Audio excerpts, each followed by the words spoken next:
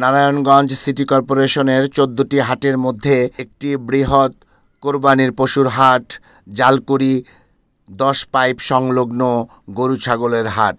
জালকুড়ি এলাকাবাসী ও বীর মুক্তিযোদ্ধাদের তত্ত্বাবধানে সিটি কর্পোরেশনের 9 নং ওয়ার্ড উত্তরপাড়া 10 পাইপ সংলগ্ন সিদ্দিরগঞ্জে ইজারাদার মোহাম্মদ মুসা শিকদারের তত্ত্বাবধানে নগরীর এই বৃহৎ গরু ছাগলের হাটটি বিশাল এলাকা জুড়ে বিস্তৃত।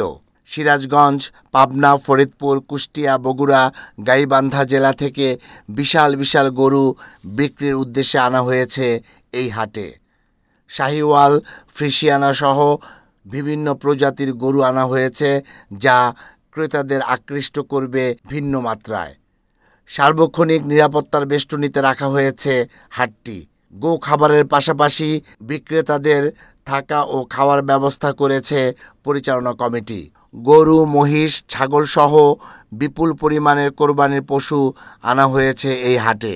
একটি শক্তিশালী পরিচালনা কমিটি ও কর্মঠ ভলেন্টিয়ার সার্ভিসের মাধ্যমে হাটটি পরিচালনা করছেন বলে জানান ইজারাদার মোহাম্মদ মুসা শিকদার। আমাদের জালকুড়ি 10 পাইপ গরুর হাটে পূর্বের থেকে দ্বিগুণ হাট এই গরুর উৎপাদন হইতেছে এবং কি বিশেষ করে নাটোর, সিরাজগঞ্জ, কুষ্টিয়া, তারপরে ব্রাহ্মণবাড়িয়া, রংপুর, তারপর আপনার কুষ্টিয়া, ঝিনাইদহ আরও বিভিন্ন জায়গা থেকে আমাদের এই গরু অলরেডি আমাদের হাটে আইসা করছে।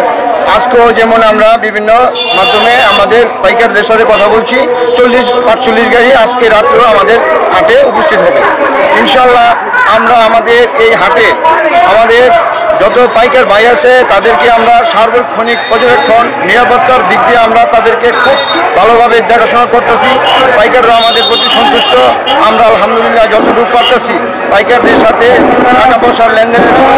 এ সময় আরও উপস্থিত ছিলেন পরিচালনা কমিটির সদস্য খসরু আহমেদ জেসিন, মোহাম্মদ ইমরান, মোহাম্মদ মুক্তি, আল আমিন, মোহাম্মদ মিলন সহ অন্যান্যরা।